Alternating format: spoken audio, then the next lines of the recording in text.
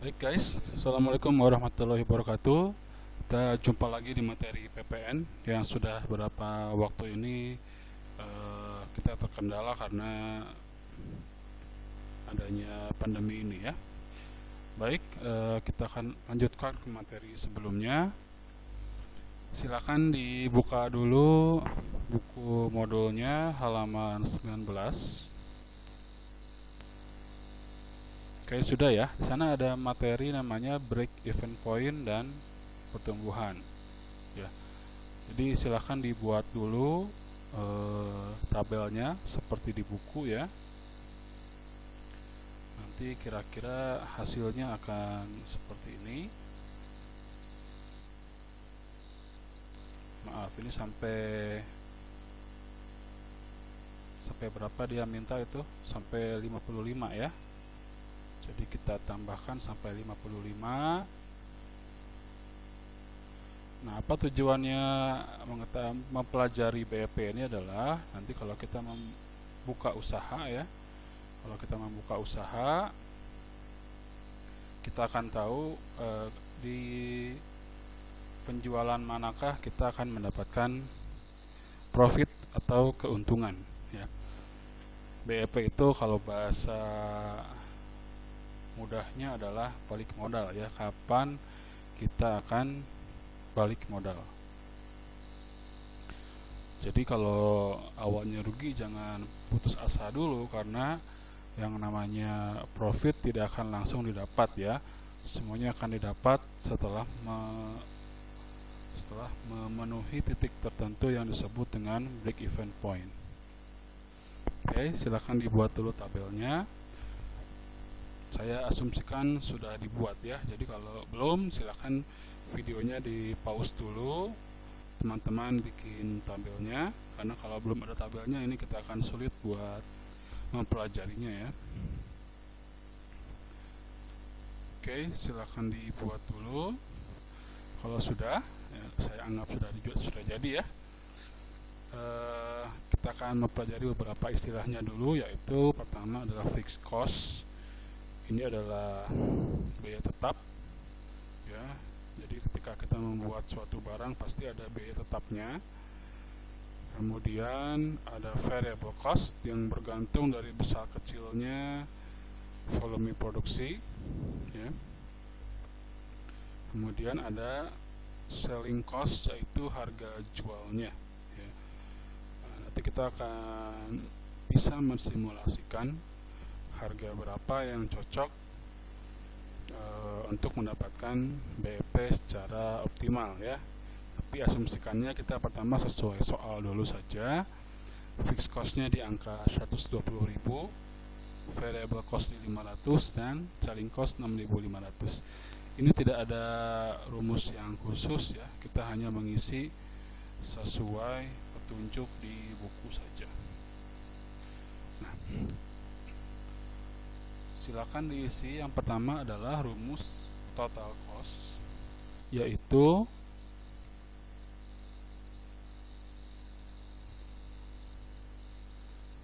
total cost adalah fixed cost ya. Jangan lupa dikunci supaya dia nggak pindah-pindah. F4 ya, ditambah apa itu? Variable cost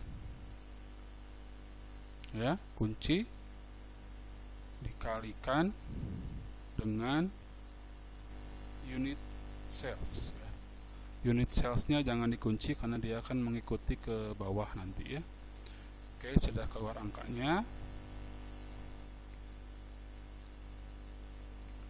Kemudian total sales, silakan lihat di buku lagi. Di sana rumusnya adalah selling cost sama dengan selling cost kunci dikalikan dengan unit sales. Oke. Kemudian profit or loss adalah total sales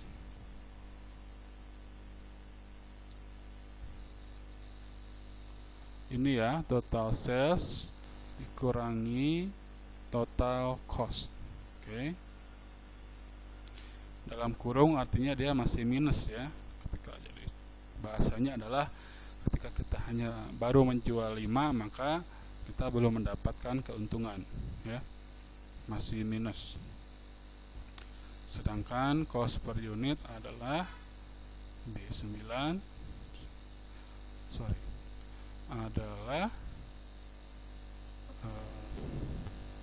total cost dibagikan sama dengan total cost dibagi unit sales ya. Oke, udah cukup. Kita tinggal menarik si sel-sel tadi ke bawah ya. Jadi sebenarnya mudah sekali. Nah, terlihat di sini bahwa BEP atau break even point berlangsung di 20 unit sales ya. Nah, di sini inilah letak break even point-nya. Oke ya. Jadi setelah break even point, maka kita akan mendapatkan profit yang sesuai dengan jumlah penjualan yang dilakukan. Oke ya. Nah, kalau ingin cara lebih cepat, silahkan bisa dicoba di salah satu sel ya. Tabel ini untuk membantu kita mengetahui profit and loss ya, kapan kita mendapatkan BEP dan berapa kerugian, kemudian berapa keuntungan yang didapatkan per volume penjualan ya. Tapi kalau ingin mengetahui BEP secara langsung, kita bisa menggunakan sama dengan fixed cost, oke ya, bagi dalam kurung selling cost min variable cost ya. Tutup kurung. Nah, sama jumlahnya 20 ya. Ini 20, ini juga di tabel terbukti BEP-nya di 20. Jadi sama ya. Ini cara cepat untuk mengetahui BEP. Rumusnya ada di buku, silahkan dicek. Sedangkan kalau ingin lebih detailnya, kita gunakan tabel. Oke, silakan dipraktekkan sebelum kita lanjut ke materi selanjutnya. Oke ya, untuk materi kedua kita akan masuk ke halaman 20. Silakan dilihat bahan praktek 8B ya. Nah, seperti ini. Silahkan dibuat dulu tabelnya. Nah, silahkan di pause dulu videonya sampai kalian beres membuat tabelnya ya. Kalau sudah beres, silahkan dilanjut videonya.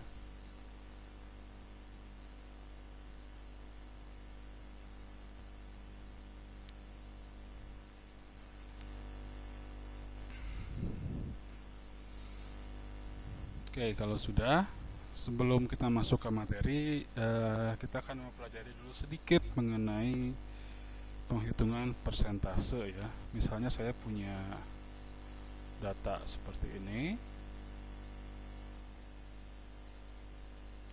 Ada dua data, jumlah penderita COVID misalnya ya, contoh di dua negara, Sumeria sama Tumaria. Oke, ini rekaan saja. Oktober di Sumeria ada 2 korban, sedangkan di November ada 4 korban ya. Titik pertama selalu kita anggap sebagai 100% ya. Di misalnya ini adalah 2 per jumlah yang sama ya, karena dia tidak punya jumlah pembanding. Jadi pertama ada 100%, kemudian ketika November kira-kira kenaikannya berapa persen? 100% ya, jadi 2 ke 4 bertambah 2 itu tetap hitungannya adalah 100%. Kalau kita menggunakan rumus adalah dalam kurung jumlah yang November dikurangi yang sebelumnya dibandingkan atau dibagi dengan yang tahun sebelumnya ya. Oke, 100% betul. Ya, jadi walaupun hanya naik 2 orang, tetap hitungannya adalah 100%. Kemudian Desember hitungannya adalah dalam kurung yang Desember dikurangi yang tahun sebelumnya dalam kurung dibagi yang tahun sebelumnya.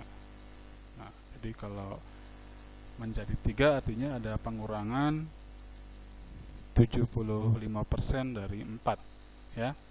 Jadi hasilnya adalah penurunan 25% ya. Min 25%. Nah, hal yang sama di Tumaria ya. Ini jumlah awalnya sudah besar ya. Jumlah awalnya sudah 1.200, tapi tetap ya. Kira-kira berapa persen peningkatan di bulan selanjutnya? Ya, sama rumusnya ya. Yang bulan November dikurangi yang tahun sebelumnya per bulan sebelumnya, bukan tahun ya. Jadi peningkatannya 67%. Kemudian Desember adalah dalam kurung bulan Desember dikurangi bulan sebelumnya dibagi bulan sebelumnya ya, minus 10%. Nah, jadi jangan tertipu dengan persen sebenarnya ya, karena bisa jadi jumlahnya berbeda. Di sini di Tumaria ada 800 peningkatan korban, tapi bisa saja diberitakannya hanya peningkatannya 67%. Sedangkan di sisi lain di Sumeria hanya ada 2 tambahan korban, tapi disebutkan ada kenaikan 100% ya. Ini harus dapat gambaran dulu. Jadi cara membaca data seperti ini ya. Kita harus membandingkan keadaan dengan bulan sebelumnya, atau bisa juga dengan tahun sebelumnya ya. Jadi tahun ini dengan masa yang sama, tahun lalu berapa, tahun ini berapa. Ini akan kita praktekkan dalam latihan di yang ini ya, bahan praktek 8B ya. Oke, pertama adalah silakan diisi dulu tabelnya. Baik, kita akan mulai. Kalau sudah tabelnya, pertama seperti tadi saya gambarkan untuk pertumbuhan, karena ini sifatnya adalah persentase, jadi semuanya di format dulu dengan ini ya, dengan percentage ya.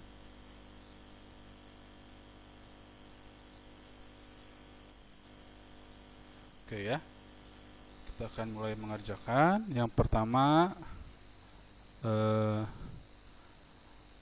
untuk yang pertumbuhan dari 2017 ke 2016 adalah sama dengan yang dalam kurung ya 2017 dikurangi yang 2016 tutup kurung dibagi yang, nah yang benar adalah dibagi yang 2016 ya. Kalau di buku itu kurang tepat karena dibaginya yang 2017 ya. Di contoh jawaban ya. Jadi jawabannya bukan 25%, tapi yang betul adalah ini 33%. Ya. Ini tinggal ditarik saja. Ya. Misalnya semua aja sampai bawah ya. Sampai sini, tapi yang errornya kita hapus ya.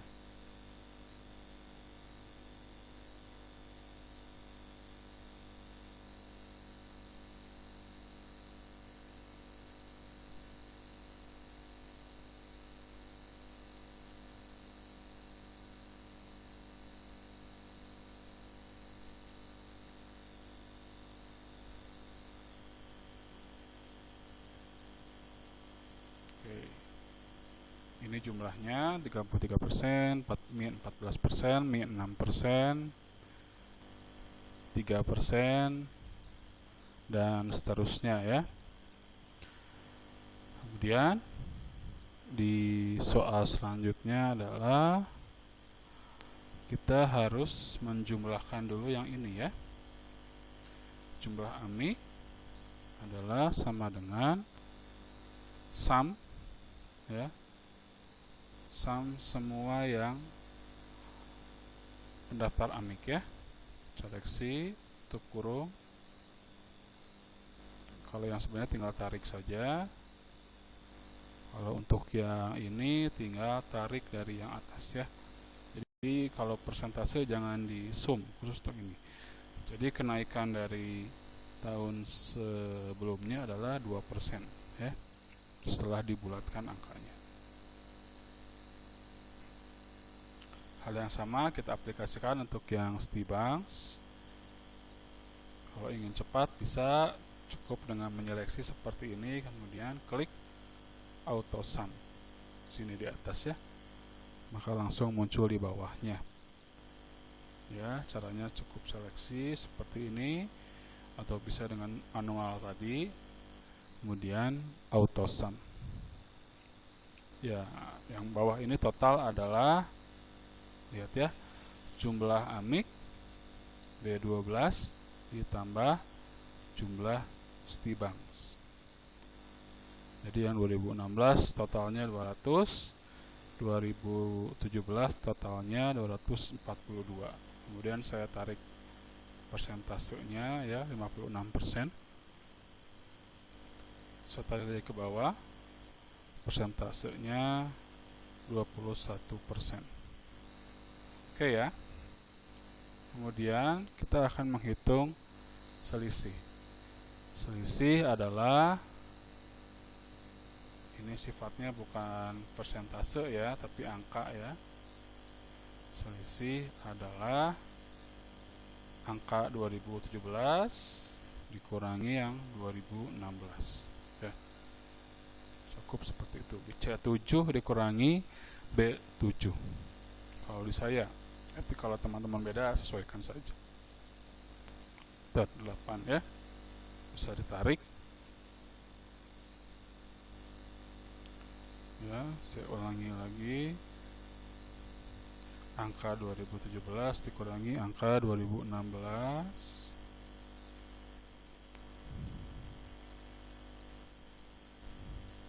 Nah, ini sama ya, di sum ya.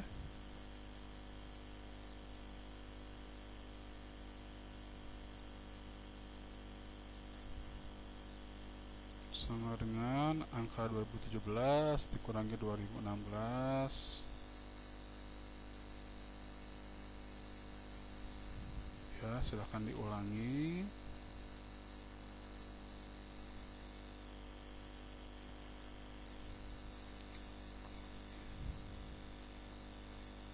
Ya, silahkan biar cepat di sum aja, di auto sum ya, auto sum.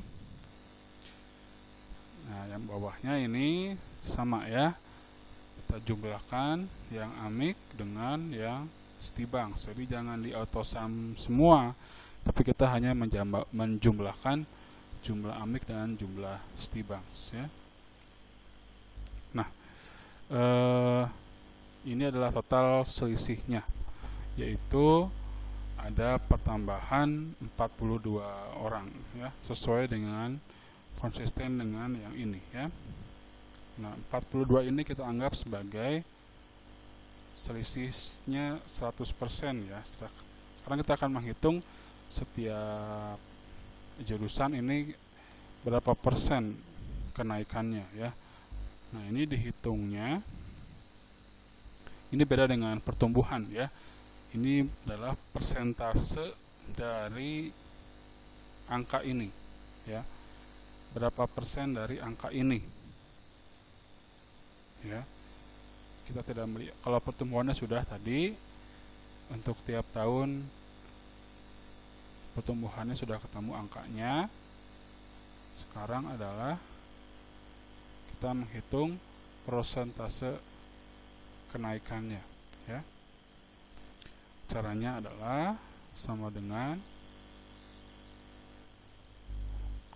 selisih dibagi sama ini, angka total selisih ya. Total selisihnya silahkan dikunci. Nah, gunakan format percentage. Oke, seperti itu. Sama dengan, atau bisa langsung dengan 42 ya. 5% seperti itu.